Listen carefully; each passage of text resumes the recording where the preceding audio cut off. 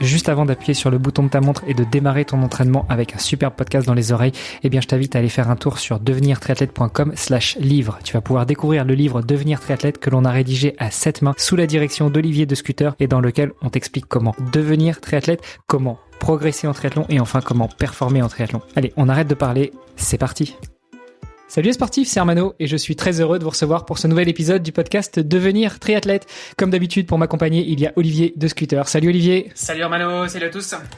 Cette semaine, on va parler sport, on va parler kiné, on va parler trail, on va parler performance sportive, on va parler de plein de sujets avec une personne que forcément vous devez connaître puisqu'il est très connu dans le monde du sport, de l'ultra-endurance. Je veux parler de Thomas Lorblanchet. Salut Thomas. Salut Armano, salut Olivier, salut tout le monde. On a une tradition dans ce podcast, c'est de laisser nos invités se présenter. Donc je t'en prie, dis-nous tout. Qui est Thomas Lorblanchet? Thomas Lorblanchet, pour la partie administrative pure, Thomas, il a 42 ans, il a 2 enfants, il est marié à Anne-Sophie, il habite à Clermont-Ferrand, il travaille en tant que kiné-ostéo sur la même ville à Clermont-Ferrand, et puis pour la partie qui nous intéresse un peu plus aujourd'hui, j'ai été triathlète à mes tout débuts. J'ai commencé le sport d'endurance par le triathlon, et plus précisément par la natation, et rapidement en fait après j'ai eu des appétences un peu supérieures pour la course à pied uniquement, et en plus ça correspondait un peu mieux à ma problématique de vie en école de kiné, donc j'ai fait que la course à pied et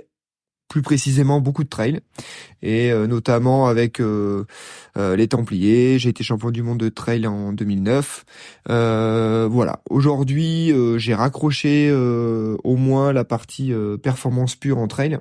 Et je continue toujours à courir pour continuer à être crédible, parce que au sein de mon activité professionnelle, je traite énormément de coureurs. Je fais essentiellement une bonne partie de mon activité autour du musculo-squelettique, des membres inférieurs et plus précisément des coureurs à pied. Et puis à côté de ça, j'ai une casquette également de coach pour la structure IBEX, une structure qu'on a montée avec Simon Tissier et dans laquelle j'interviens pour la partie entraînement. Et puis plus récemment, je suis également team manager du team ASICS France. Donc je gère toute l'optimisation de la performance pour les Français trailers chez ASICS. C'est pas mal comme pédigré et comme présentation. Qu'est-ce que t'en penses, Olivier? C'est complet, mais je suis curieux de revenir un petit peu sur tes débuts notamment, parce que tu nous as parlé un peu de triathlon. Forcément, on va en parler, mais on va pas parler que de ça parce que toi, je crois que t'as surtout fait ton nom autour du trail, donc voilà. Mais tu peux nous en dire un petit peu plus là sur tes débuts dans le triathlon? Alors moi je suis le garçon d'un couple de profs de PS. Mon papa et ma maman étaient profs de PS, et mon papa était CTR natation. Donc CTR natation, c'est on va dire le chef des entraîneurs de natation dans une région en particulier, l'Auvergne. Et rapidement on a baigné avec ma sœur dans le milieu aquatique. Et puis à l'époque, donc là je parle des années 90-95, où c'était un peu le plein boom du triathlon avec notamment championnat du monde à Avignon en 89 avec Marc Allen. Enfin, pour ceux qui connaissent un peu le triathlon, c'est des noms qui parlent, mais effectivement maintenant on est moins sur ces profils très transversales. Donc du coup moi j'ai fait du triathlon parce que à l'époque c'était vraiment le côté pluridiscipline qui m'intéressait, et c'est surtout un bon moyen de m'échapper de la monoactivité aquatique.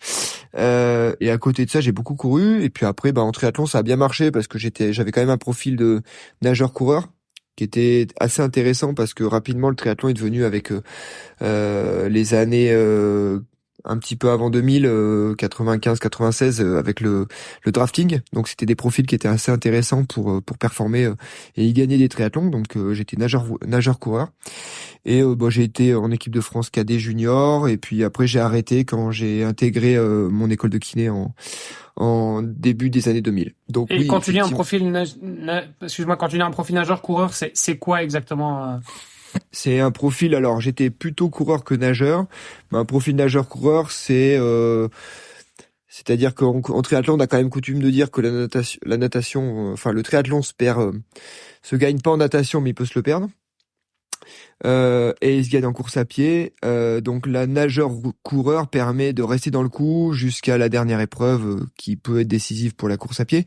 Mais ça me permet, en gros, nageur, finissais sur un Grand Prix, je sortais dernier tiers de premier pack. Et course à pied, bah j'étais à côté en équipe de France de triathlon, mais j'étais en sport études athlée. Donc en gros, c'était à l'époque c'était un peu moins en junior, c'était autour des 32 sur 10 bornes, qui suffisait à l'époque. Maintenant, c'est moins le cas. Corrige-moi si je me trompe, mais le triathlon, c'est aussi une histoire de famille. Alors, je sais pas pour tes parents, mais en tout cas, ta sœur a été aussi un grand nom dans le triathlon, en particulier l'Xterra. Oui, alors en particulier Xterra, je dirais plutôt en particulier dans les catégories jeunes, puisqu'elle était championne du monde junior de triathlon. Et après, elle a été 2 fois potentiellement sélectionnable pour les JO. Bon, pas de bol pour elle. À chaque fois, ça a été pas de bol parce que un coup ils en ont pris 2, elle était 3e, et un coup ils en ont pris 1, elle était 2e. Donc elle a jamais fait les JO. Elle est allée jusqu'à la dernière marche avant de performer de transformer l'essai. Et puis effectivement, ouais, elle est plus jeune que moi, donc elle a emboîté le pas quand moi je me suis mis de façon plus intensive au triathlon avec le triathlon, ça reste quand même une discipline qui occupe pas mal la semaine. Donc oui, elle a emboîté le pas dès que moi j'ai commencé à m'y mettre sérieux, on va dire à partir du lycée costaud. Elle était dans les traces. Ah, donc c'est toi qui lui as mis le pied à l'étrier, ou plutôt le pied sur les pédales pour découvrir le triathlon, et puis après y rester, pendant que toi, après, insidieusement, t'as switché vers d'autres disciplines? Insidieusement, parce qu'en fait, effectivement, quand je suis arrivé en école de kiné, j'avais pas de facilité d'aménagement d'emploi du temps. Donc j'ai arrêté plus ou moins le triathlon première année espoir pour justement me consacrer ou tout du moins essayer de me consacrer davantage aux études. Et j'ai continué à faire que de la course à pied, qui était quand même qui reste quand même la discipline la plus simple à faire quand on a des choses à côté. Et du coup, après le trail, ça m'a quand même tout de suite plu, et j'ai fait mon premier trail en 2001, un peu en mode défi en fait. J'étais en mode je venais de valider mon année de kiné. J'ai dit je me tenterais bien un coup en mode défi, parce qu'il y avait une course qui s'appelait la Sensi-Puy-de-Dôme vers chez nous. J'étais un peu en mode on rejoint les deux points culminants du massif, et donc du coup c'était un peu en mode défi. Ça a super bien marché, et après derrière j'ai emboîté le pas pour vraiment faire de ce défi-là en fait mon nouveau sport de prédilection. Alors, on comprend bien que toi, le fait que t'aies mis un peu en pause le triathlon, puis finalement t'es switché sur autre chose, c'est véritablement le côté chronophage de l'entraînement. En trail, justement, quand tu commences avec ce défi, ça représente combien en termes de distance, et donc plus ou moins en termes d'heures, parce qu'évidemment on peut pas comparer un 10 km ou un 20 km ou un 30 km trail avec la même distance sur route. En fait, moi j'avais quand même dans ma tête un petit peu cet étalon, ou du moins ces références un peu de charge hebdomadaire d'entraînement en triathlon, qui était autour des 20 à peu près, en grosso merdo. Et donc effectivement, on s'entraîne rarement 20 heures par semaine en course à pied, ou alors non. On fait quand même de l'entraînement croisé. J'y suis, mais c'est compliqué, hein. Ouais. En ce moment, je prépare mon défi de traversée de la France. 20 heures par semaine en course à pied, c'est compliqué. Ouais. T'es quand même pas loin en termes de charge, de volume, de haut niveau. Et puis après, effectivement, on est quand même sur. On est quand même sur quelque chose qui, moi, en gros, je faisais la Sensi-Puy-de-Dôme en mode défi. Alors à l'époque, j'avais 21 ans. Je me retrouvais au départ d'une course qui faisait 65 km, je crois, 60 km. Donc à l'époque, alors c'est assez marrant, ça paraissait un défi assez ubuesque pour quelqu'un de 20 ans. Maintenant, quand t'as 21 ans, t'as pas fait l'UTMB, t'es en retard. Mais à l'époque, 60 km 21 ans, ça paraissait un peu en dissonance. Ouais, c'est vrai, parce qu'on a le même âge, et quand t'avais moins de 18 ans, tu pouvais pas courir un marathon déjà. Il fallait demander une dérogation à la Fédération française pour pouvoir le faire. Donc forcément, t'aligner à 21 ans, même si c'est 3 ans après, sur un trail de 60 km, en tout cas à notre époque, effectivement, c'était ubuesque, c'était même limite dangereux, j'imagine. Certains devaient te dire, non? Oui, alors après ça, tu sais, les codes et je veux dire les dogmes sont quand même faits pour être cassés. Hein. Dangereux, j'en sais rien. Après un marathon, encore une fois, alors peut-être c'est un des problématiques actuelles, mais t'as pas besoin d'avoir un dossard pour courir un marathon avant 18 ans. Donc, ce qui était un peu plus compliqué à l'époque parce qu'on n'avait pas les GPS, machin, mais je veux dire, moi, 60 km, ça a couru à peu près entre 5 heures et 6 heures d'effort.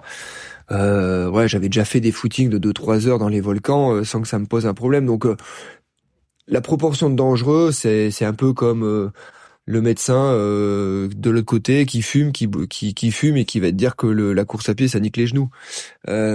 Voilà, moi, en gros, c'est dangereux. Rien n'est vraiment dangereux, c'est la dose, et c'est surtout la préparation à la dose qui est dangereuse ou pas. C'est intéressant ce que tu dis parce que ça permet de rebondir. Alors attention, quand je disais dangereux, je disais pas que c'était ce qu'on pouvait penser. Enfin, c'était pas le fait de faire ça, c'était plutôt ce que les gens pouvaient te dire parce que à l'époque ça se faisait pas en fait. Déjà courir un trail de 60 bornes, être un surhumain. Enfin, je me rappelle déjà que quand on parlait d'Ironman à l'époque, c'était pas n'importe qui. Ou même un triathlon sprint, quand on parlait avec les potes, ils disaient mais t'es un grand malade.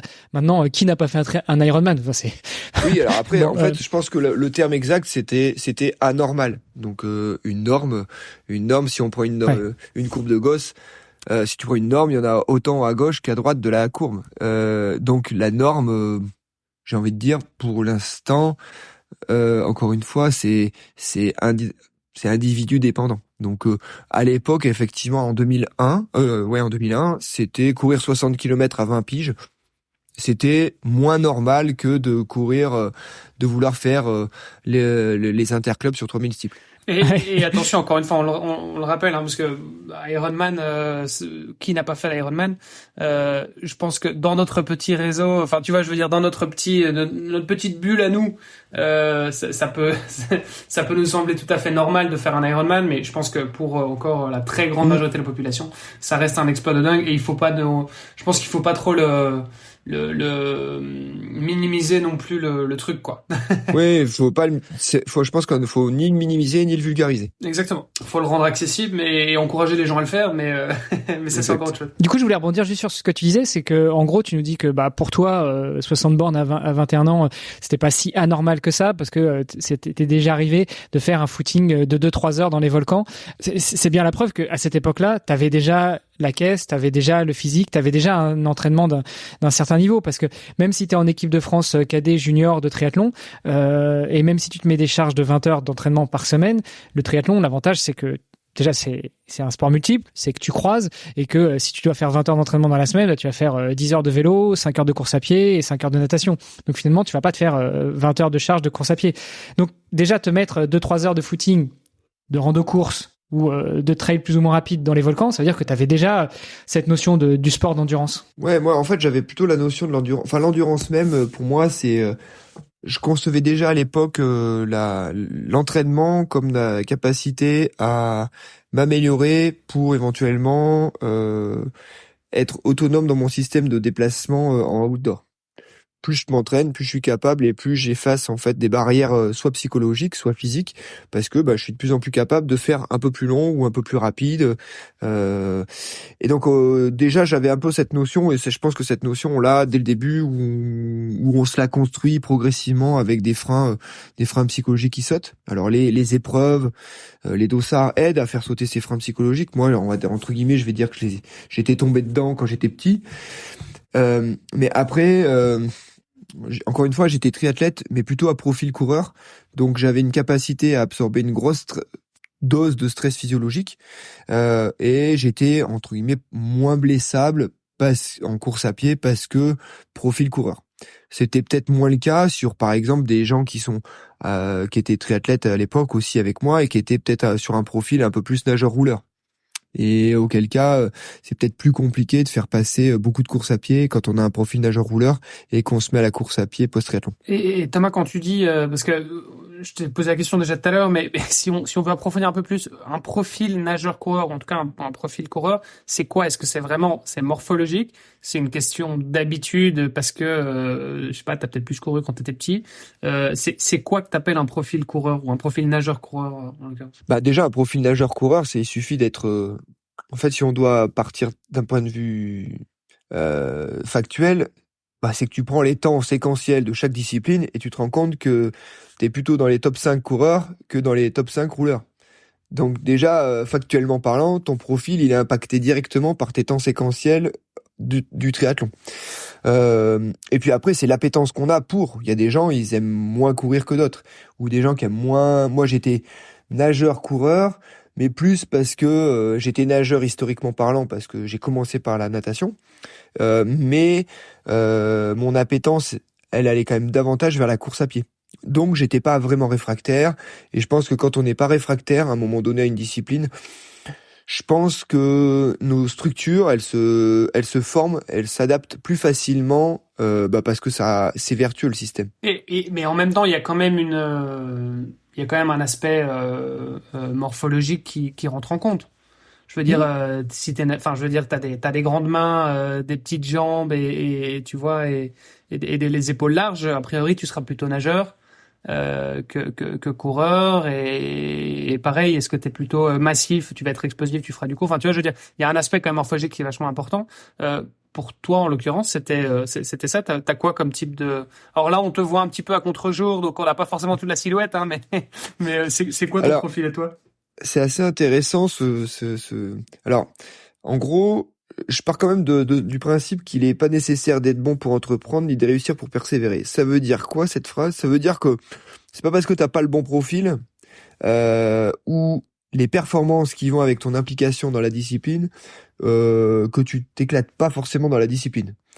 Donc, admettons, ça veut dire quoi? Que un profil comme un Phelps, s'il aime pas nager, mais que c'est son profil qui lui permettrait d'être bon en natation et qui préfère courir, il va être coureur, il va être peut-être coureur moins bon, mais il va avoir plus de facilité à faire de la course à pied.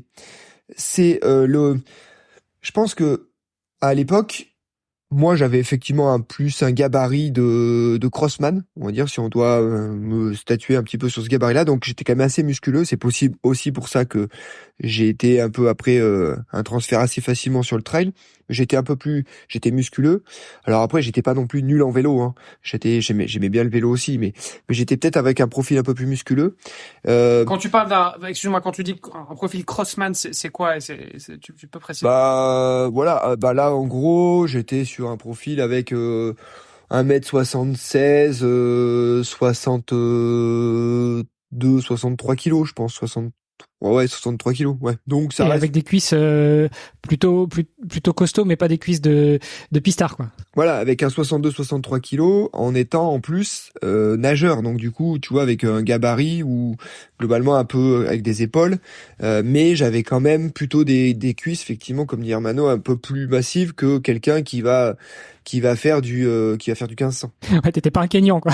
Non, j'étais pas un Kenyan, j'étais plus un Bekele. Ok, donc quand tu dis crossman, c'est pour des formats cross où on est sur du entre 3 et 7-8 km, c'est ça? Enfin, il y a Crossman, des formats longs. Oui, alors après, crossman, ça veut dire que t'es bon sur un profil une demi-heure. C'est ça, ok. Donc autant sur le 10 km que sur du cross, après on va en parler. Oui, c'est ça. Moi, j'étais, entre guillemets, après, alors, le problème, c'est que tu deviens bon dans ce que tu fais souvent. Donc, à un moment donné, moi, le profil de triathlon à l'époque, c'était donc ce qu'on appelait la courte distance. Donc, ça correspond maintenant au M. Donc, c'était 1500 mètres de natation, 40 km de vélo et 10 à pied. Donc, c'était en gros 2 heures d'effort. Donc ça, c'était pour l'aspect physiologie. Et puis pour l'aspect purement course à pied, on était sur des profils, une grosse demi-heure de course à pied. Mmh. Et en même temps, il y a aussi, je pense qu'il y a aussi d'autres caractéristiques qu'on peut avoir au-delà de juste l'aspect morphologique. Voilà, il y a des gens qui, je pense, ont un certain talent, que ce soit en termes de VO2 max, par exemple. Tu vois, enfin, je veux dire, on n'est pas tous nés pareil. Ce qui fait aussi qu'il y en a qui, justement, ils auront ce profil que t'appelles le profil crossman de l'idéal, c'est 30 minutes d'effort. Et en même temps, il y en a pour qui ce sera pas le cas. Et d'ailleurs, toi, là où t'as, je pense, le plus performé, enfin, tu vas nous le dire, hein, mais j'ai l'impression que c'était plutôt justement sur la distance plus longue. Alors, c'est assez paradoxal. Donc, en fait, effectivement, quand tu parles de profil, là, on parle de profil morphostatique. Enfin morphostatique. Allez, même on pourrait parler de la morphodynamique, c'est-à-dire qu'à un moment donné aussi t'as le morphostatique, puis quand tu le vois bouger, tu dis ah j'aurais pas dit qu'il allait bouger comme ça. Et en fait, donc t'as quand même des profils, quelqu'un qui a du pied, tu peux pas prévoir qu'il va avoir du pied avant qu'il commence à bouger et à avoir une activité pliométrique. Ça c'est la première chose. La deuxième chose, on va dire que pour performer dans les sports d'endurance, ce qui compte à mon sens beaucoup plus que la VO2 max, pour moi, ça sera le profil énergétique. C'est-à-dire quelle filière énergétique tu mets en place, comment tu répartis ta consommation par rapport au positionnement de ton premier seuil ventilatoire, par exemple, et comment tu organises tout ça d'un point de vue énergétique. Et si je dois rebondir sur ta question, typiquement, en début de ma carrière trail, moi j'ai été fortement impacté par un profil énergétique qui était pas compatible avec mes ambitions en trail. Moi, mon but quand je me suis mis au trail en 2002, j'ai fait les Templiers. Je fais 7e. Et je me suis dit, je fais les Templiers jusqu'à ce que je gagne les Templiers. Mais en 2002, mon profil énergétique, il était optimisé pour des courses d'une demi-heure. Donc, je gagnais sur des courses, entre guillemets, un peu lambda, enfin un peu seconde zone, style Sansepidum. Oui, j'ai gagné, ça s'est bien passé, machin. Mais c'est parce que la densité était peut-être pas celle qui était aux Templiers, certainement pas d'ailleurs. Mais mon profil pour gagner les Templiers, là où je l'ai changé, je l'ai pas changé tant que ça d'un point de vue morphostatique, mais je l'ai énormément fait évoluer d'un point de vue énergétique, avec des entraînements adéquats par rapport à un profil, par rapport à un des tests de terrain que j'ai pu faire en amont, qui m'ont dit ton profil, t'es plutôt quelqu'un de rapide plutôt que endurant. Donc on a fait beaucoup de travail pour justement décaler ce premier seuil ventilatoire. Le premier seuil ventilatoire, il est marqué quand on a une consommation de sucre qui commence à être importante par rapport à une consommation de graisse. Plus il est tard, plus vous avez une chance d'être économique à des efforts sous-maximales. Donc je dirais que la VO2 max, oui, c'est intéressant, bien sûr, faut pas me faire dire ce que j'ai pas dit, on a plus de chances de gagner l'UTMB si on a 80 que si on a 55.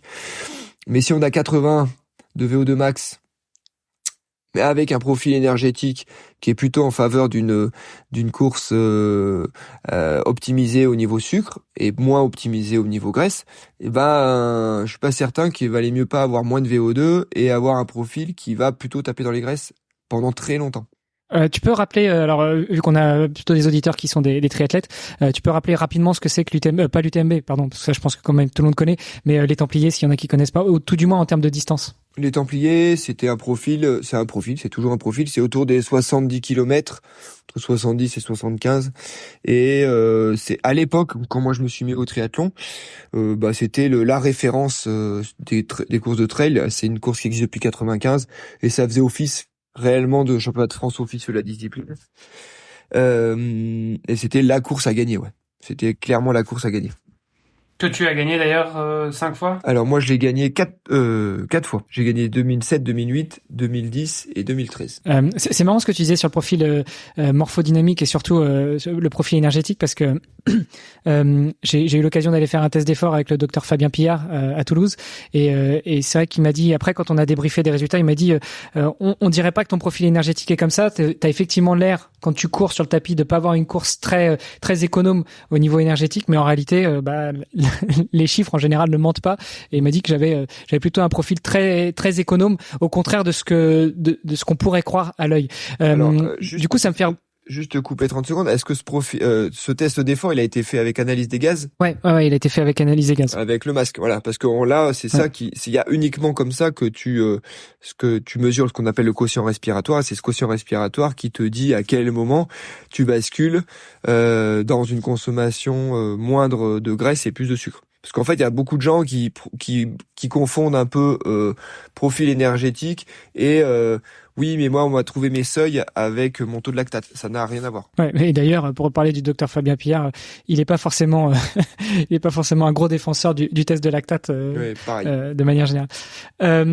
Du coup, tu as tué ma question, parce que j'allais te demander comment est-ce qu'on fait pour connaître ces seuils et pour savoir si on est si on a eu un coureur plutôt avec un profil économe au niveau énergétique ou pas. Mais du coup, tu as répondu à la question. Toi, tu disais, tu l'as su par rapport à des tests terrain, c'est-à-dire tu faisais des tests sur tapis ou c'est des tests que tu peux faire aussi, enfin prendre un masque, mesurer la spirométrie, c'est plus compliqué, surtout en 2000, fallait avoir la valise avec tout le matos derrière, mais comment est-ce que tu as découvert ces seuils-là et peut-être comment tu t'es dit justement donc tu nous as dit que tu avais un objectif de gagner les Templiers, mais est-ce que pour toi le long et après l'ultra long, c'était déjà un objectif que tu t'étais fixé, ou c'est au contraire en cherchant à aller gagner les Templiers, tu t'es révélé pour de l'ultra distance? Alors, il y a plein de questions. La première, c'est que... C'est typique d'Hermano, ça. Ouais, j'ai essayé de résumer sur la fin, mais... Je lui dis à chaque fois, Hermano, c'est une par une les questions. Alors, il y a plein de questions. Mais la première, en fait, c'est que... Alors, déjà, moi, j'ai toujours eu une appétence forte pour la physiologie de l'effort. Mon père a été... moi, je parle de seuil anaérobie, seuil aérobie, je pense que depuis que j'ai 10 ans, depuis que j'ai compris que quand on partait à fond, au bout d'une minute, on changeait de filière. Et que si on voulait résister, il y avait un problème que j'avais relativement vite identifié. Donc ça m'a toujours intéressé.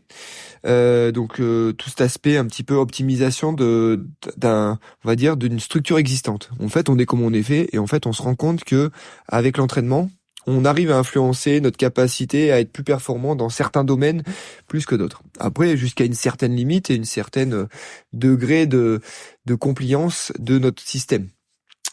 Première chose. La deuxième chose, en fait, effectivement, moi, ça n'a pas été compliqué. Hein. Pour les seuils, j'avais la notion des seuils ventilatoires 1, seuils ventilatoires 2, blabla, qui pour moi identifie finalement plus des profils. Mais ces profils-là, en fait, j'étais comme tout le monde au début. Je les ai, on va dire, extrapolés avec des pourcentages en lien avec ma FC Max ou en lien avec ma VMA sur un test VAMEVAL. Ça reste, allez, pour la majeure partie des gens, un bon guide, une bonne extrapolation. Après, à un moment donné, moi, j'ai voulu en savoir un peu plus, et donc j'ai fait mon test terrain avec analyse des gaz. Et ça, c'est la première chose. Après, la deuxième chose, c'est l'analyse des gaz, c'est une chose. Après, c'est l'analyse des données du test qui est encore en plus pertinente. C'est-à-dire que savoir si ta VO2 max, tu l'atteins et finalement tu fais ton dernier palier de VAMEVAL en étant plafonné à ta VO2 max, c'est pas le même profil que quelqu'un qui arrive poussivement à sa VO2 max et qui saute derrière. Donc ça, en fait, pour les établir, c'est pas compliqué. C'est effectivement sur tapis. Alors maintenant, on a le gros avantage de pouvoir le faire en nature avec des appareils portatifs type K4 qui peuvent être embarqués. Donc en gros, vous courez, et puis pendant que vous courez, vous avez l'analyse des gaz. Et ça, c'est bien. Ça, pour le coup, c'est pas une révolution, mais c'est une bonne évolution pour populariser le truc, je sais pas, parce que c'est pas sûr que ça serve à tout le monde, mais au moins pour aider à optimiser, à le vulgariser au plus grand nombre. Et tiens, il y a une question que je me suis toujours posée quand tu cours véritablement avec ce masque.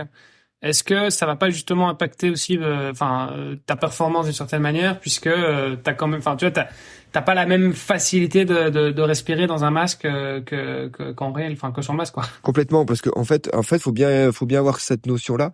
C'est-à-dire que là, votre dernier palier, il est peut-être minoré par rapport à si vous aviez pas l'appareil. Mais en fait, on s'en fout parce que lorsque vous faites un test d'effort avec le K4, ce qu'on veut, c'est une analyse de votre façon et votre filière énergétique dans des vitesses sous-maximales. Donc, que vous soyez avec un vent de face ou machin, vous allez, d'un point de vue filière énergétique, ça va être exactement la même chose. Si vous faites, c'est pour ça que l'intérêt du test terrain est intéressant, parce que vous allez le faire sur piste, mais si vous le faites sur route avec un test incriminant, ça va être la même chose. En fait, la valeur du dernier palier, elle est pas très intéressante dans le cas de l'analyse des quotients respiratoires. Ouais, puis l'autre avantage du test terrain, c'est notamment pour les coureurs nature, les trailers, les coureurs de montagne et autres, c'est que vous êtes dans votre élément. Parce que quand tu vas courir sur un tapis ou sur une piste, ou même sur route, tu fournis pas forcément le même effort, et c'est pas forcément tes habitudes d'entraînement. Alors que si tu as ton masque et que tu vas courir en montagne, c'est plutôt les terrains auxquels tu es habitué. Oui, alors le truc c'est que là-dessus, faut distinguer deux choses. Là où je vois, ce que propose Olivier, en fait, effectivement, le truc quand même pour avoir des datas analysables, faut que quand tu cours sur le terrain, t'aies pas une montée, une descente, un caillou à sauter, un machin. Là, en gros, ce que je veux dire par là, c'est que le test au terrain, il a de l'intérêt. Par exemple, on peut le faire sur un test d'ascension. Ok, on fait une montée, une pente régulière, typiquement montée pente régulière 12%, et puis on monte, puis là on fait faire un test comme un test de rampe sur Zwift, ça va marcher aussi quoi. Enfin pas un test de rampe, pardon, un test FTP sur Zwift. Test de rampe justement, c'est l'intérêt de ça ressemble effectivement ce test de rampe au test que vous pouvez faire avec 1 minute pour chaque palier et vous augmentez de 0,6 de 0,5 km/h pour chaque palier. Ça peut voilà, ça c'est ça qui va et ça pour le coup les datas sont analysables. Le test en terrain en mode va courir 1h30, on va analyser quels sont ton quotient respiratoire. Là on est en train d'additionner des choux et des carottes là. Là c'est compliqué parce que là on parle de trop de choses différentes. Mais le truc du test sur une surface plate régulière où on va de plus en plus vite, même si le dernier palier il est plus faible parce que de toute façon vous courez avec un sac à dos, oui, mais l'organisation énergétique que vous avez mis en place pour arriver jusqu'à ce dernier palier là, c'est extrapolable si vous aviez pas le sac à dos. En gros, ce que tu veux dire, c'est que, je sais pas, si on a une VMA à 18 sur tapis, on l'aura peut-être à 18,5 si on fait le test sur piste sans le masque, mais par contre si on a un crossover, donc le moment où nos deux filières énergétiques se croisent, donc l'aérobie et l'anaérobie, qui est à 17 sur tapis, il sera aussi potentiellement à 17 sur la piste, c'est ça? Non, il sera peut-être plus bas. Enfin, mais ce que je veux dire, c'est avec ou sans masque, en fait. C'est pour ça que ce qu'il faut coupler, c'est souvent le coupler avec un cardio, parce que la vitesse en soi, elle est un peu faussée parce que vous courez dans des conditions qui seront pas celles de ce que vous aurez habituellement. Donc, faut le coupler, en fait, avec votre cardio qui vous dit, OK, moi, mon seuil ventilatoire 1, il est à 153. Et là, pour le coup, il sera à 153 sur tapis, sur ton Vaméval, sur ton Vaméval avec un sac à dos, sur ton Vaméval avec des chaussures de rando. En fait, il sera toujours à 153. Mais la vitesse, ça sera peut-être pas la même. Et puis d'autant que t'as aussi, pour revenir sur ce que tu disais tout à l'heure, t'as aussi les contraintes qui sont pas les mêmes. Sur tapis, c'est le tapis qui te donne ta vitesse, alors que sur piste, sur route, en environnement naturel, en montagne, c'est toi qui va impulser, qui va donner l'impulsion. Et justement, elle est toujours plus ou moins variable par définition. Enfin, celui qui arrive à courir avec un régulateur de vitesse à la seconde près, franchement, je le félicite.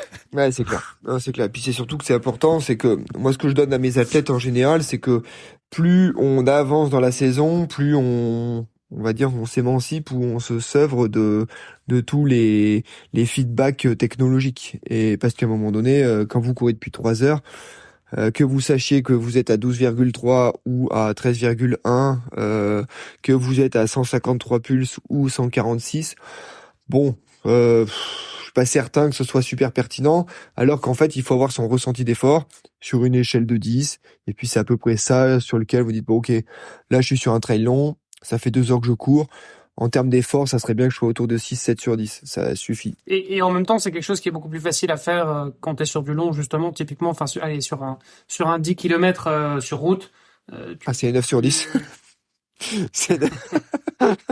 C'est 9 sur 10. Bon, t'es 10 quand même, toi. 10, allez, 9 les 5 premiers kilomètres, puis après, t'es à 12 sur 10, quoi. Ah ouais, voilà. Ouais. Non, mais je veux dire, tu regardes quand même beaucoup plus, tu regardes ta montre, quoi. Je veux dire, tu regardes tes pulses ou tes watts si t'as un capteur ou peu importe, mais t'es beaucoup plus attentif à ça. Oui, et puis en plus, le truc, c'est que là, globalement, dès que tu commences à aller sur des trucs, étalonnés, t'as la sanction la sanction du chronomètre. Donc, tu sais que, globalement, si tu veux faire moins de 30 au 10 et que tu vois écrit 19,8 sur ta montre, t'es un petit peu à la bourre. Donc peu importe ton ressenti, tes pulses, ton machin, tu sais que tu vas essayer de te sortir les doigts pour être à 20,1. Oui, donc en fait le 10 km, c'est vrai que c'est peut-être encore un mauvais exemple, mais peut-être que le semi-marathon là c'est peut-être là où tu commences à regarder le plus ta montre. Oui, après, voilà, après le semi-marathon, tu sais qu'en gros, après, plus t'as travaillé cette allure-là à l'entraînement, plus normalement, en théorie, tu vois, tu prends un gars comme Jimmy Gressier, il a fait 59-40 sur son semi, sans montre, quoi. Parce qu'en gros, il s'est dit, voilà, mon semi, j'ai pas envie de courir avec la montre, qui doit me réguler, ouais, ouais, peut-être. Mais, tu sais, la montre t'impose ton ressenti, en fait. C'est marrant parce que c'est ce que mon entraîneur me demande souvent de faire. Des fois, il me met des objectifs, que ce soit à l'entraînement ou même des objectifs de compétition. Là, le dernier, c'était le semi-marathon de Toulouse-Blagnac. Il m'a dit c'est sans montre, sans capteur, sans rien. Bon, il s'avère qu'en plus j'ai pris le départ 10 minutes après tout le monde parce qu'il fallait que je retourne chercher un truc à la voiture. Mais ouais. C'est vachement déroutant en fait, parce que justement quand t'es habitué à t'entraîner avec un retour technologique, comme tu dis, tu regardes la montre, soit pour l'allure, soit pour la FC, soit pour la puissance, soit pour la vitesse ou autre, et que d'un seul coup, tu te retrouves à poil. C'est littéralement ça. C'est un peu comme à l'ancienne sur le triathlon, tu pars en maillot de bain et avec un cinglé, tu sais plus quoi faire et t'es obligé d'être à la sensation en fait. T'avais quand même ta Timex quand même pour donner ton temps de passage. Mais, yes. mais oui, quand même, à la base, je pense que pour durer, on peut pas avoir que un régulateur qui est uniquement lié à de l'appareil technologique, parce que c'est la première chose qu'il faut expliquer aux athlètes, c'est que le jour où t'es pas bien, ton 7 sur 10, c'est un 7 sur 10.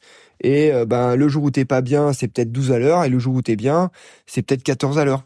Mais en fait, on s'en fout, parce que ce qui compte à l'entraînement, c'est plus l'empilement des séances, parce qu'elles sont bien dosées et que c'est en lien avec ton ressenti d'effort, parce que la charge d'entraînement, c'est en lien uniquement avec ton ressenti d'effort et ta charge interne, plus que ta charge externe que tu rajoutes, parce que aujourd'hui tu dois faire 6 fois 1000 en 3 minutes, et que tu fais le premier en 3:10 et t'es au bout de ta vie. Peut-être qu'aujourd'hui, ça sera peut-être suffisant si tu me les fais en 3:10, 3:11, puis c'est bon. Sur un ultra, justement, parce que à partir du moment où tu rallonges la distance, c'est quoi tes repères? Parce que comme tu disais, voilà, effectivement, mes pulses, ça me sert plus ça me sert plus à grand chose. Alors, il y a tes sensations, et tu nous les expliqueras peut-être aussi après comment on fait en fait pour avoir ces sensations, parce que c'est pas forcément quelque chose d'évident pour tout le monde. Mais toi, en l'occurrence, sur de l'ultra, tu fais comment? C'est quoi tes repères à toi? Alors moi, mes repères, c'est est-ce que j'arrive toujours à manger. Okay. C'est la base en ultra. Dès que tu veux durer, il faut réussir à pouvoir manger. Parce que c'est ton carburant numéro 1, et globalement ça donne quand même une bonne régulation de ton niveau d'intensité.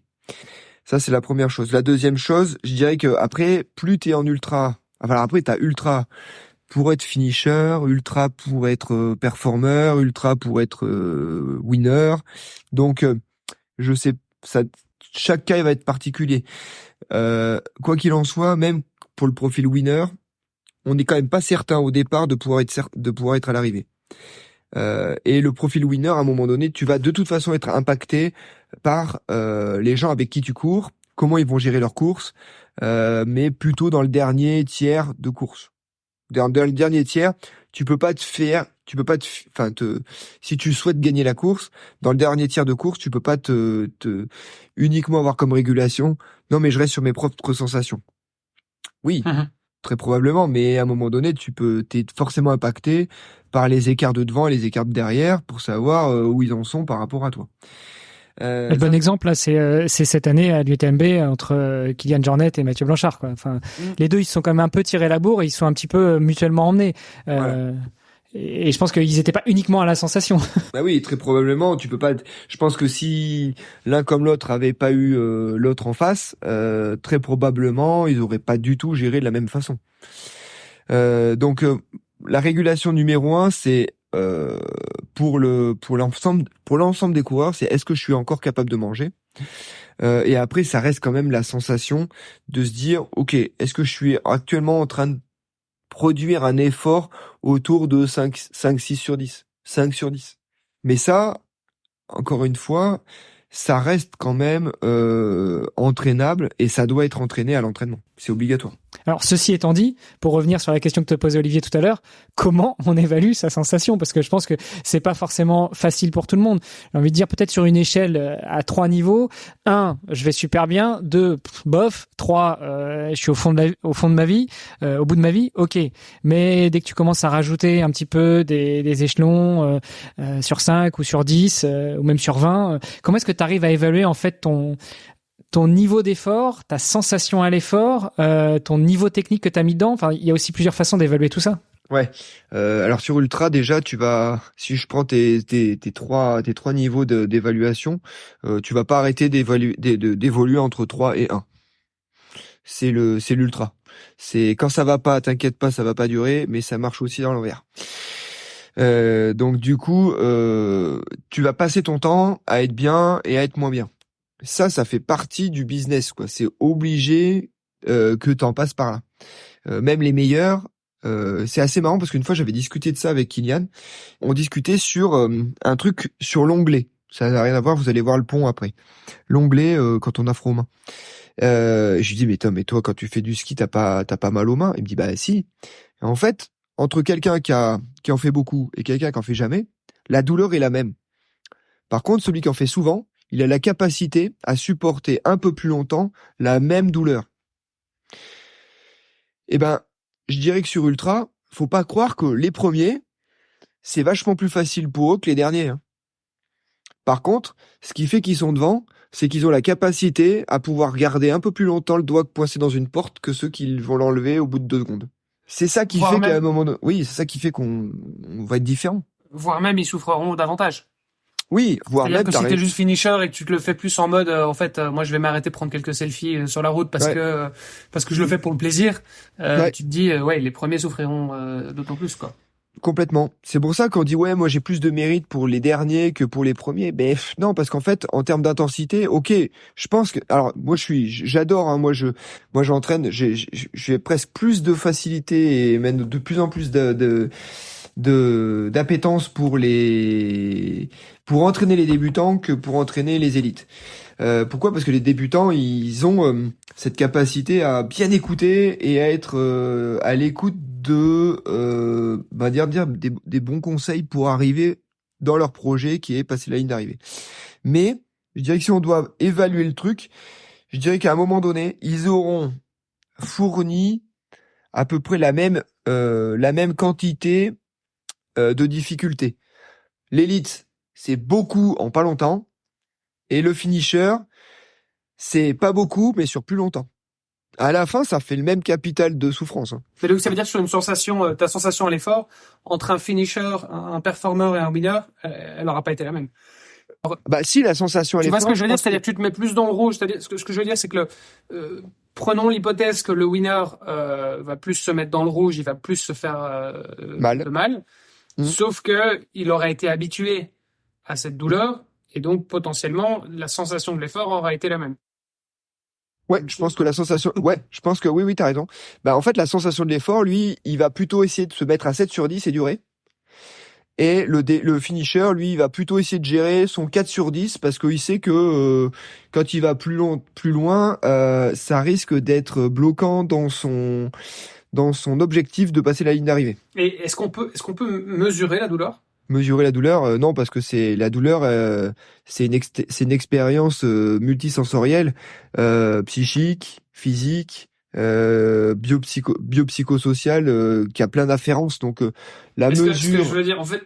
Alors la mesure avec le VA, hein, on la mesure, mais. On la mesure avec quoi, tu dis? Ce qu'on appelle l'échelle visuelle algique, c'est-à-dire que sur les patients à l'hôpital, on leur dit, vous avez tu prends une règle. Côté de 0 à 10.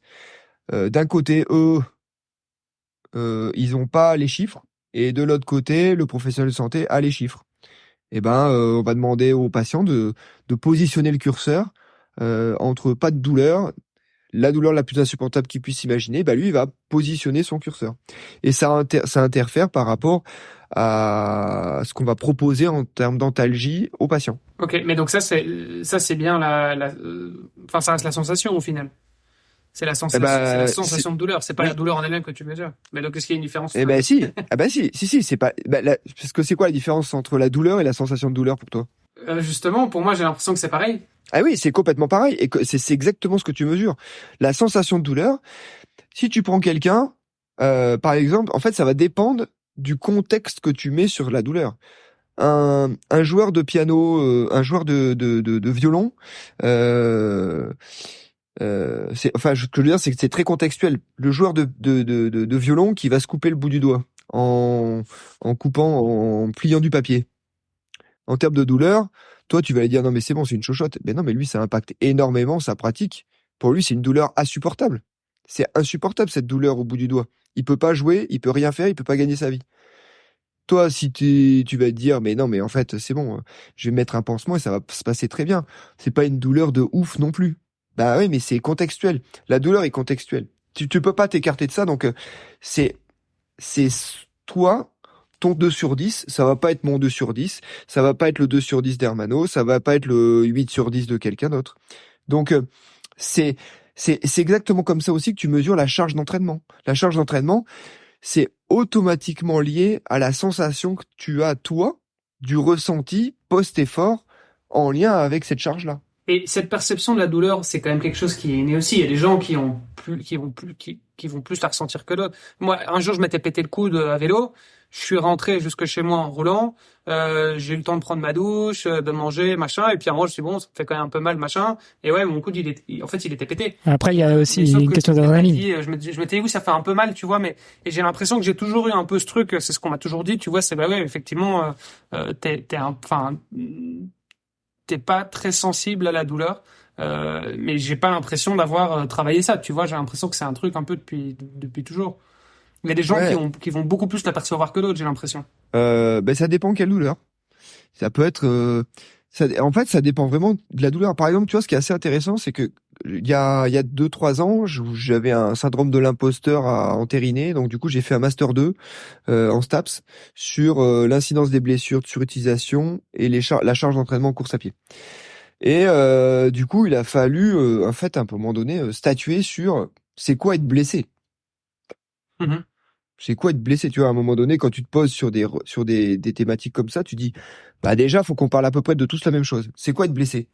Bah, la blessure, il y a ce qu'on appelle il y a une étude Delphi qui a validé le fait qu'une blessure, étude Delphi, c'est qu'il y a plein d'experts dans un domaine particulier qui se regroupent dans une pièce, et la consigne, c'est vous sortez quand vous êtes d'accord sur ce qu'est une blessure. Bon, des fois, ça peut durer très longtemps, et des fois, ils sortent et ils sont pas d'accord. Mais pour le coup, là, ils ont. C'est comme pour l'élection du nouveau pape, quoi. Exactement. Là, pour le coup, ils sont sortis. Ils ont dit, bah, une blessure en course à pied, c'est quelque chose qui oblige à modifier votre entraînement de la semaine et ou qui vous oblige à vous arrêter plus de 3 jours et ou qui vous oblige à consulter un professionnel de santé. C'est-à-dire que dès que tu commences à enclencher un des 3, globalement, t'es blessé. Donc, ça veut dire qu'aujourd'hui, tu dis, ouais, non, mais il est allé voir un professionnel de santé. Mais pourquoi? Parce que dans sa tête, lui, il estimait être blessé. Toi, t'estimais pas avoir un truc de ouf. Mais ça impacte de la même façon ta non-capacité à pouvoir continuer ta pratique sportive. Là, ce que tu nous dis, du coup, ça, c'est la vraie définition d'une blessure en course à pied, c'est ça? Ouais, ça, c'est la blessure c'est Yamamoto, 2016. C'est la blessure du coureur à pied pour un coureur récréatif. Est-ce qu'on va avoir la même définition pour un joueur de tennis ou pour rester sur la course à pied, tu nous dis c'est la définition de la blessure pour un coureur à pied récréatif, mais c'est-à-dire un coureur élite, est-ce qu'on va avoir la même définition? Parce que j'imagine bien que quand tu t'entraînes... Après, moi, c'est mon avis. Ça va être... Là, après, on part sur c'est mon avis personnel. J'ai pas d'études à vous proposer qui dit c'est quoi être blessé pour un coureur élite. Très probablement, un coureur blessé pour un coureur élite, quelqu'un qui est blessé, c'est quelqu'un qui, à l'effort, peut-être, ressent une gêne qui l'empêche de pouvoir utiliser à 100% ses capacités physiques. Très probablement, elle sera différente. Mais j'ai pas d'exemple, j'ai pas d'études à vous proposer. C'est intéressant, c'est limite de la philo. Hein. On rentre dans des débats. Oui, en tout cas, de la sémantique, mais complètement. Pour revenir sur la résistance à la douleur, comment tu fais pour travailler ça? C'est de l'exposition progressive à un stress croissant. C'est-à-dire que si tu dis aujourd'hui, mais ça marche pour tous, hein. C'est comment tu fais pour t'entraîner sans te blesser. Et tu y vas progressivement, un peu plus, et suffisamment pour pas pour que tu puisses y retourner assez précocement le lendemain. Et est-ce qu'il y a d'autres trucs, peut-être, je sais pas, un peu plus spécifiques, parce qu'au final, bon, l'exposition progressive à un stress croissant, bon, ça s'appelle l'entraînement, quoi. Ouais, mais, exactement. donc, effectivement, bon, tu veux augmenter ta résistance à la douleur, tu dois t'entraîner davantage, ok. Mais est-ce qu'il n'y a pas des trucs, tu vois, des petits hacks, je sais pas quoi, pour faire ça, tu vois, l'augmenter, mais peut-être plus rapidement. Ça s'appelle des pilules après, Olivier. Ouais, ce que j'allais dire, ça s'appelle le dopage. Non, mais en fait, qu'il ne soit pas du dopage, quelque chose qui soit. Si, parce que en fait, c'est du dopage, parce que qu'est-ce que c'est la définition du dopage? On va repartir sur de la philosophie. Mais dès que tu vas commencer à chercher un processus non naturel qui t'améliore ta capacité physiologique à supporter quelque chose, c'est du dopage. Alors après, tu peux te dire, là aujourd'hui, le dopage du 21e siècle, ça restera le dopage cérébral, c'est-à-dire quel impact, c'est la Sky est dessus d'ailleurs, avec des casques qui stimulent certaines zones du cortex pour inhiber une zone qui est censée mieux capter la douleur. Si tu l'inhibes, ouais, tu coupes. Alors tu vas dire, est-ce que c'est du dopage? C'est du dopage. Oui, c'est du dopage puisque c'est artificiel. Et si tu veux rester dans une stratégie non dopante, ça peut être que de l'exposition progressive, parce que c'est ça qui va t'améliorer. Alors après, tu peux te dire, oui, pourquoi? Peut-être la sphère mentale, la sphère préparation mentale, la sphère, mais quand tu dois rentrer dans une bassine d'eau glacée, si tu décides de te jeter dans l'eau glacée, tu vas y rester 2 secondes. Mais comment ça se fait qu'il y en a qui arrivent à y rester 1h30? Ils ont été progressivement sur cette capacité. Alors après, est-ce que si tu leur inhibes leur cortex cérébral, qui est responsable de la sensation de douleur, est-ce qu'ils y arriveraient du premier coup à rester 1h30? Très probablement, mais est-ce que c'est du dopage? Très probablement aussi. Après, comme tu l'as dit, il y a aussi toute la sphère prépa mentale et autres qui peut te permettre de te préparer à ce genre de choses. Alors là aussi, on est dans le domaine de la philo. Est-ce que c'est du dopage? Est-ce que ça l'est pas? En fait, le principe de la prépa mentale, c'est que tu es guidé pour travailler toi-même sur toi-même, en fait. Donc, toi sur toi-même. Donc, je sais pas si ça peut s'appeler du dopage, mais ça n'empêche que c'est pas forcément naturel chez toi à la base, et ça reste de l'entraînement, parce que finalement c'est pas en une séance de préparation mentale ou en une séance d'hypnose que tu vas te lever, que tu vas aller prendre un bain, tu vas aller couper ta glace dans le lac au Canada, puis tu vas prendre un bain pendant 1h30, quoi. Non, après, faut pas que les auditeurs ils pensent que la prépa mentale c'est du dopage, hein. Mais non, c'est pas ce qu'on a dit justement. Mais c'est exactement, c'est de l'entraînement. En fait, c'est de l'entraînement d'une sphère qui est peut-être moins utilisée et aujourd'hui moins codifiée que de l'entraînement physiologique. Mais comme la résistance au froid, par exemple. Enfin, il y a des entraînements qui consistent justement à se dire, voilà, je me fais une sortie longue en hiver, sans gants, tu vois, sans être complètement emmitouflé, mais me dire, voilà, ça va me permettre de travailler ma résistance au froid. Et donc du coup ma résistance à la douleur. À la douleur du froid. Oui, tout comme tu pourrais. Je sais pas, tu peux peut-être tu peux travailler la douleur de différentes manières. Après, ça devient un peu masochiste dans cette conversation, mais. Oui, non, mais en fait, tu travailles ta résistance à la douleur ou du froid, et c'est une exposition progressive. C'est-à-dire qu'aujourd'hui, tu dis, je vais courir pieds nus, sans gants, dans la neige, pendant 1h30. Ah, putain, franchement, j'ai chopé des engelures, j'aurais peut-être dû y aller 1 heure. Mais peut-être que si tu étais allé 40 minutes et le lendemain 50 minutes, t'aurais fait 1h30 sur les 2 jours, et par contre t'aurais pas eu d'engelure. Tu vois, en fait, c'est ça les stratégies, et comment tu t'organises en fait pour réussir à en faire suffisamment sans t'impacter ta capacité à pouvoir y retourner précocement. Pour revenir peut-être sur toi justement, parce qu'on a quand même on a un peu digressé, mais c'est aussi l'objectif, c'est aussi ce qui est beau dans notre podcast. Toi, tu as fait une école de kiné direct après le bac. Est-ce que justement, tu as toujours été guidé par ça, par aller au bout des connaissances que tu pouvais avoir en physiologie, et c'est pour ça que tu t'es orienté vers le milieu de la kinésithérapie, voire de l'ostéo, ou est-ce que tu sais finalement ce qui a fait que tu t'es orienté dans cette filière-là? Je précise, il y a une seule question, on n'en a pas deux. Ouais. Non, la filière, en fait, moi, je me suis rapidement orienté sur l'aspect santé. Et je pense que mon choix de kiné a été largement impacté par mes résultats sportifs de l'époque. C'est-à-dire que je pense que si j'avais pas eu de résultats sportifs vrais, j'aurais peut-être très probablement choisi une filière d'études universitaires plus longue et très probablement tenté médecine. Là, à l'époque, j'étais en équipe de France. Le fait d'être kiné, à l'époque, c'était 1 an de prépa, 3 ans d'école. Ça me faisait sortir à 22. Tu vois, j'avais vraiment en mode, je suis rapidement dans la vie professionnelle. Ça, je suis débarrassé, machin. Donc, j'étais peut-être impacté fortement par ma capacité à finir tôt. Mais j'ai toujours eu une appétence pour la santé, le fonctionnement du corps humain, l'optimisation de la performance. Et la kiné me semblait être le meilleur ratio à l'époque, stabilité professionnelle et rester dans un milieu dans lequel je souhaitais évoluer. Juste pour la blague, pour revenir sur ce qu'on disait tout à l'heure, on parlait de dopage, on parlait de techniques éventuellement dopantes ou de conduite dopante, et donc on en était plus ou moins arrivé à dire que ça pouvait être considéré comme dopant quand on faisait appel à quelque chose d'externe. Est-ce que justement le métier de kiné, tu vois ça un peu comme du dopage, parce que finalement c'est accessible à tous, mais il y a quand même une manipulation externe et c'est pas uniquement du mental là pour le coup, tu vois, c'est pas juste du coaching, tu vas pas dire à quelqu'un écoute, masse-toi le mollet de cette manière-là. Là, c'est toi qui interagis dans le massage. Sauf qu'en fait, alors je suis kiné, mais le massage, je laisse faire ça à des gens qui massent beaucoup mieux que moi. Mais je pense que le métier de kiné au XXIe siècle, il est quand même essentiellement basé sur de la matière grise et de la réflexion autour d'établir un plan de soins, une stratégie thérapeutique par rapport au projet du patient. Et ça, c'est la première chose. La deuxième chose, la kiné, ça s'intéresse à des structures qui sont abîmées pour les réparer. Donc déjà, on n'est plus vraiment dans la performance. Et l'autre truc éventuellement qui pourrait être en lien avec ce que t'évoques, ça pourrait être effectivement dans le critère numéro 1 de la performance, ça reste la non-blessure.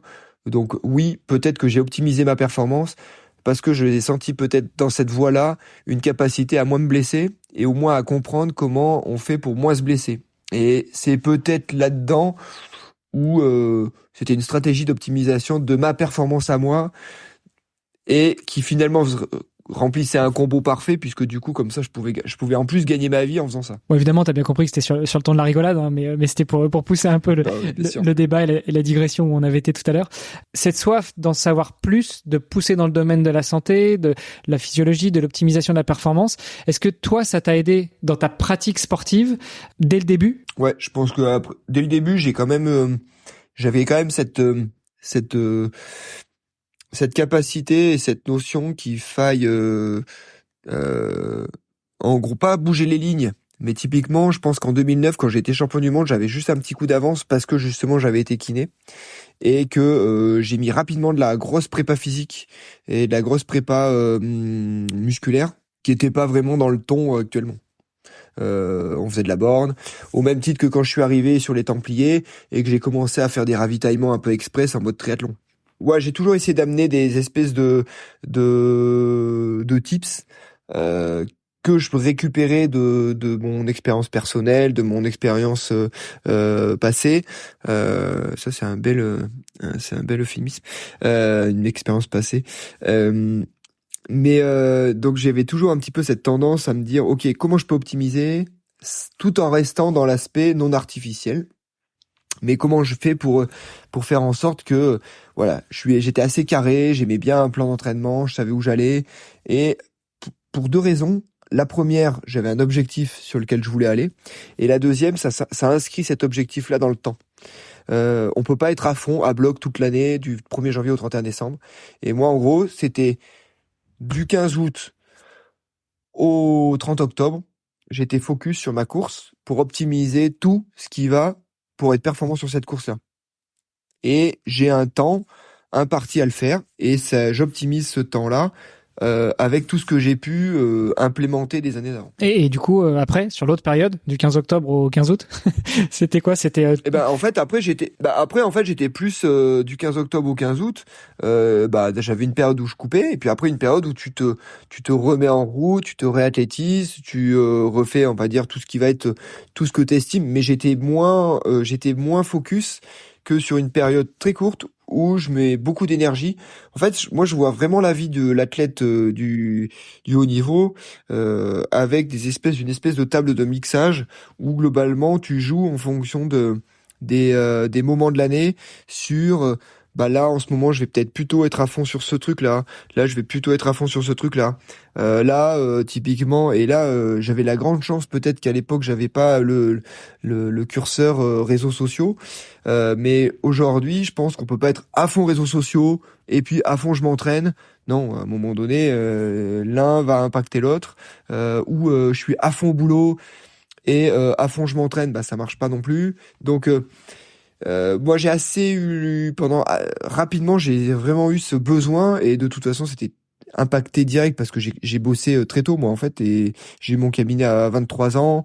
J'avais déjà un pied, j'avais mon cabinet en libéral, donc j'étais très rapidement obligé d'organiser mes 24 heures. Moi, le schéma qui me vient, tu vois, c'est un peu le cercle vertueux, c'est-à-dire ton expérience passée, pour reprendre ton euphémisme, participe à ton métier de kiné, et ton métier de kiné participe aussi à ton expérience actuelle de sportif, et en l'occurrence à un certain moment de sportif de haut niveau.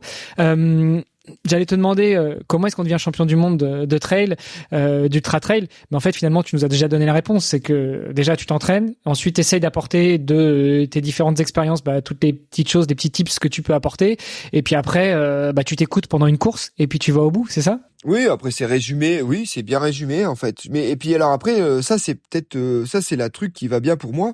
Mais je pense que chaque athlète a son modèle à inventer. Il y en a typiquement ils aiment bien être pilotés et guidés parce que sinon ils ont l'impression d'être trop de liberté. Finalement c'est pas que ça les bride, mais ça les inhibe. Trop de liberté inhiberait certains athlètes. Donc moi aujourd'hui ça m'a correspondu. Alors actuellement j'essaie de redonner un petit peu cette expérience-là éventuellement que ça soit chez ASICS, que ça soit chez d'autres boîtes sur lesquelles je peux intervenir, mais dans l'esprit aujourd'hui, je pense que chaque modèle peut marcher à condition qu'il corresponde aux réels besoins, aux réelles attentes de l'athlète.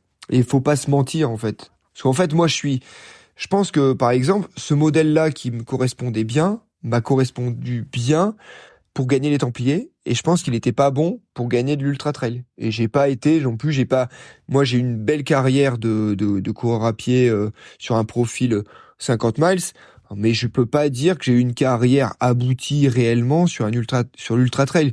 J'étais bon sur des profils à l'américaine autour de 15 heures, mais j'ai jamais réussi à performer sur des courses de type 30 bornes, UTMB, diagonale et ainsi de suite. Et là, je suis toujours passé à travers parce que je pense que mon modèle aujourd'hui ne correspondait pas aux attentes et aux besoins de la discipline.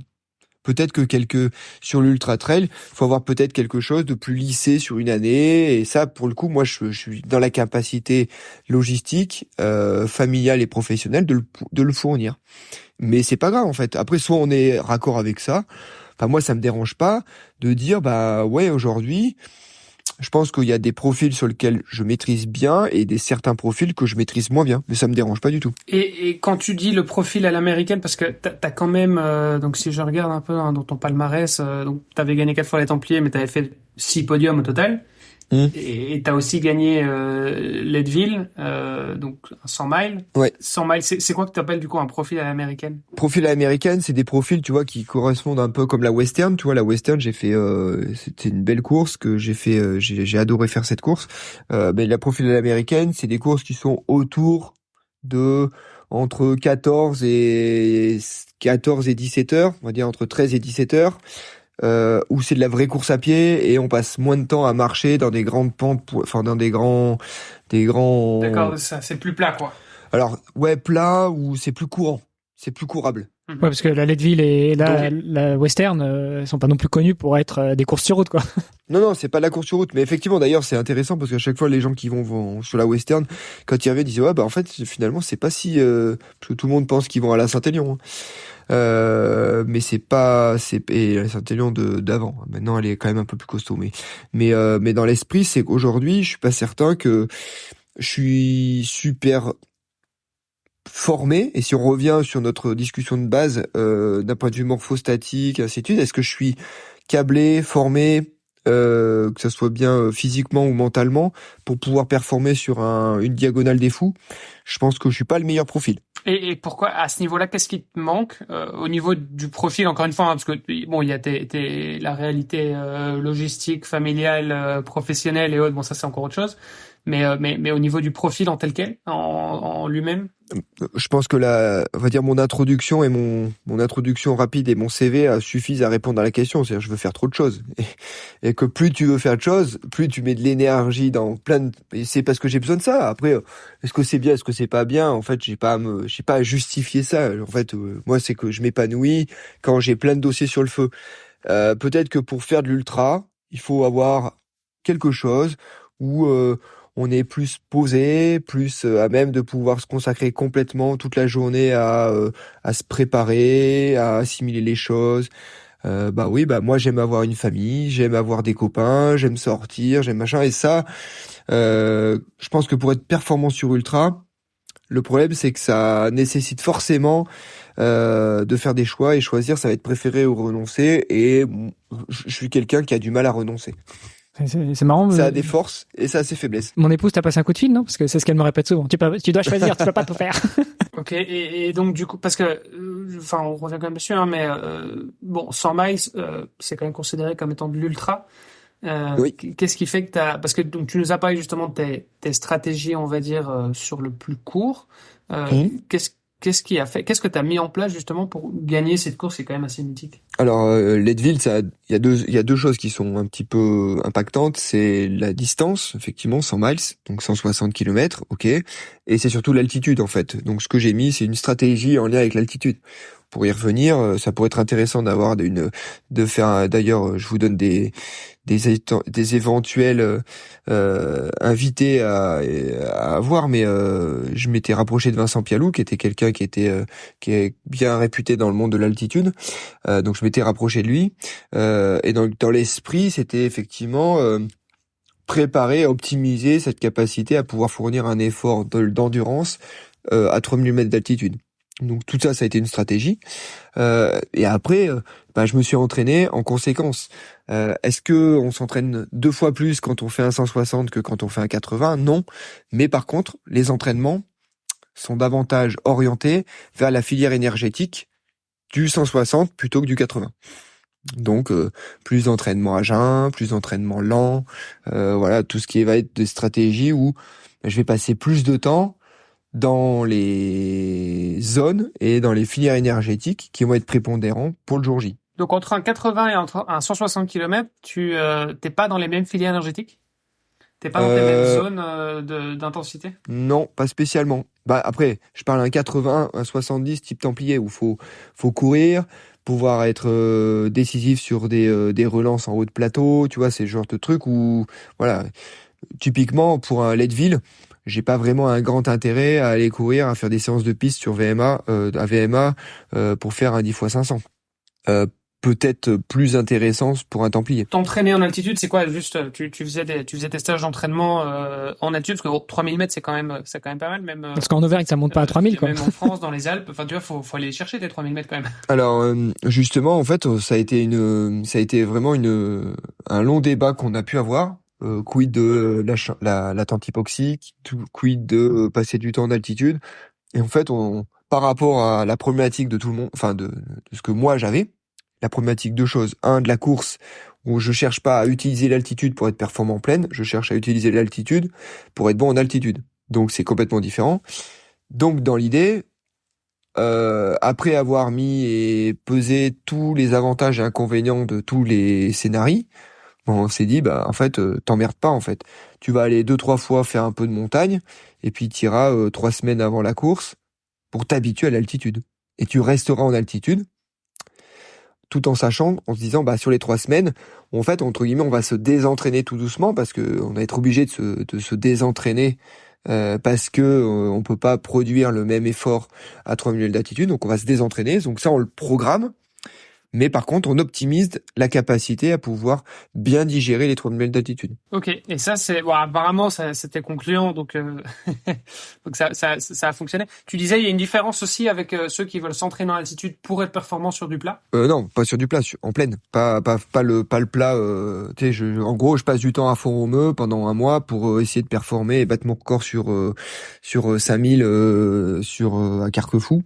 C'est différent et ça c'est compliqué et c'est vraiment tout le monde n'est pas aussi bien ce qu'on appelle altitude dépendant, enfin altitude répondant. Donc tout le monde répond pas, on n'a pas tous les mêmes réponses à un séjour augmenté, enfin un séjour long en altitude. Donc ça pour le coup c'est beaucoup plus compliqué à gérer.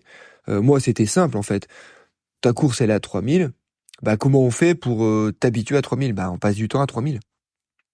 Après, effectivement, je me rends compte que de passer du temps à 3000, à un moment donné, quand je suis redescendu, je me suis trouvé bien, mais c'est pas forcément, c'est le délai, en fait. Au bout de combien de temps? Parce qu'au début, t'es fatigué, puis au bout de combien de temps? Il y en a, c'est au bout de 10 jours, il y en a, c'est au bout de 2 semaines, il y en a, c'est au bout de 3 semaines, puis il y en a, c'est jamais. Donc, caler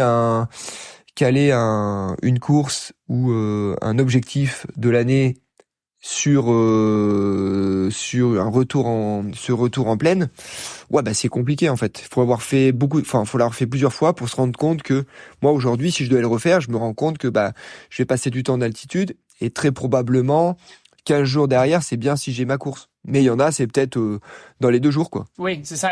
Mais donc le fait de se dire voilà, je suis allé, je sais pas, cette année j'étais 3 fois en altitude, mais bon entre-temps alors 3 fois bien c'est fait aujourd'hui. Est-ce que ça va quand même est-ce que c'est quelque chose qui va quand même m'aider dans l'absolu, tu vois, dans ma préparation ou pas? Non, c'est minimum 3 semaines. Hein. C'est minimum 3 semaines et minimum 2000. Après, en fait, le truc, c'est quand tu dis, bah, j'ai fait un stage en altitude, machin. Non, en fait, ce qui t'a amélioré, c'est ton stage. C'est pas le fait que t'aies passé du temps d'altitude. Je me souviens de mon premier stage à Font-Romeu.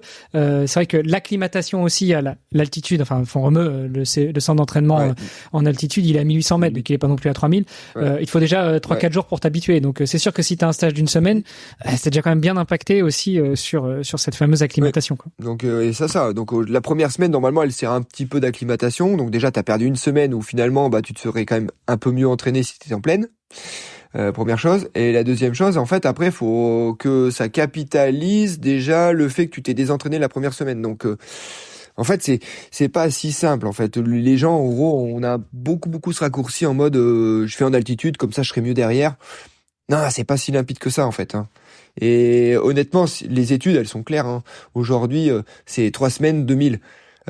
Moins, ben... ça marche, mais beaucoup moins.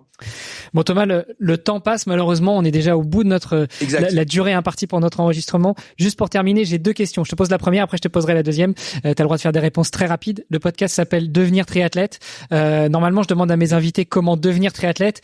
T'as le droit, si tu veux, de changer et de dire comment devenir ultra-trailer. C'est toi qui choisis, l'une ou l'autre.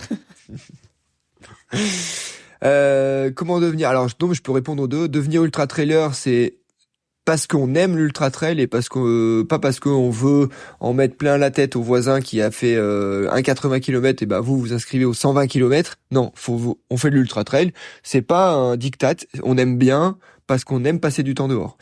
Et devenir triathlète, je dirais que faut aimer nager et aimer rouler. Après la course à pied, on est dans une société avec une dictature énorme de la course à pied, c'est-à-dire qu'on est tous à peu près tu fais pas de course à pied, donc on a toujours l'impression que ceux qui courent pas sont vraiment les mauvais de la classe. Donc faut aimer nager et rouler pour devenir triathlète. Oui, à la base, faut vraiment connaître sa nature profonde de pourquoi on veut faire cette discipline. Super. Et puis la dernière question et la deuxième question, où est-ce qu'on te suit si on veut en savoir plus sur toi, si on veut continuer à échanger avec toi, parce que mine de rien, 1h30 c'est trop court. On aurait eu besoin de 2h30 tous les trois. On me suit je suis présent sur Insta, Facebook. Je suis en train tout doucement d'essayer de refaire mon site internet, mais globalement sur Clermont-Ferrand, je suis assez accessible et sur Doctolib, je suis présent. Donc non, globalement je suis pas présent sur TikTok ni sur Snapchat, mais globalement tous les autres réseaux de ma génération, je suis là. Super. Merci beaucoup Thomas. Encore une fois, c'était trop court, mais on a pu bien discuter. Peut-être qu'à l'occasion, tu auras encore un petit peu de temps à nous consacrer. On pourra parler course à pied, on pourra parler aussi minimalisme ou pas. T'as aussi une expérience avec la clinique du coureur, on aurait pu en parler. Bon, aujourd'hui on l'a pas fait, donc peut-être qu'on planifiera ça un autre jour. Merci encore Thomas, on te souhaite une bonne continuation, bonne fin de journée, un bonjour à tes patients, et puis Olivier nous donne rendez-vous la semaine prochaine. Yes, merci à toi Thomas, on te libère et merci pour ta participation, c'était top. Allez, merci les gars. Merci, ciao.